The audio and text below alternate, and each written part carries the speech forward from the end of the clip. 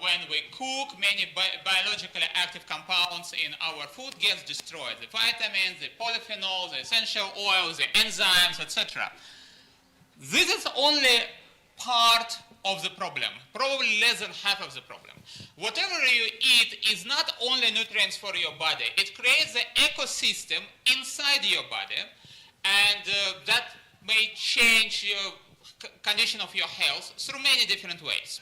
You can take an experiment. Make an experiment. Take a vegetable, almost any vegetable, couple of them, and one of them you fully cook, another one let it be raw and put in your garage and see which one will rot faster. Which one will rot faster? If you achieve equal conditions for both, all other factors being equal, the one which is cooked will rot much faster. And it's not only about the speed of decay, the microbial profile means what kind of bacteria, etc. are on them, also will be significantly different. That's also the difference which will happen inside your stomach and inside your intestine when you eat raw food versus cooked food.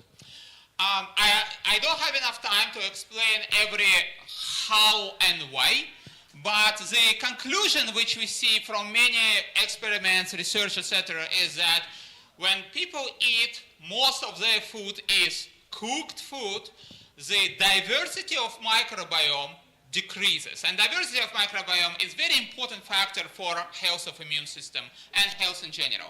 Diversity of microbiome decreases, the digestive processes become less dominant, the function of digestion becomes less dominant, while the rotting processes increase in the process, and that shifts the microbial environment in your gut more towards pathogenic bacteria. And the concentrations of bacteria in different parts of intestine also change, with getting more skewed towards upper part of intestine, so-called the small intestinal bacterial overgrowth starts happening.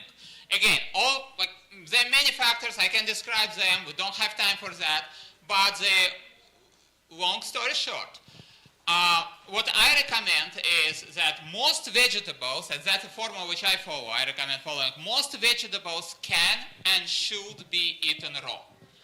Almost all, with several exceptions probably, like potato and its skin with yuca, yams, etc., or eggplants. Most vegetables can be eaten raw and should be eaten raw. I understand many people, because of unhealthy digestive system, may not tolerate raw vegetables well, and you can mitigate it partially with mechanical ways of preparation. Yeah, cut it, slice it, shred it, as small as you want. That doesn't change the chemistry, that doesn't change the microbial profile. But thermal preparation is something to avoid. More than half of your diet, ideally like 2/3 of your diet, should come from raw vegetables, fruits, nuts, and seeds.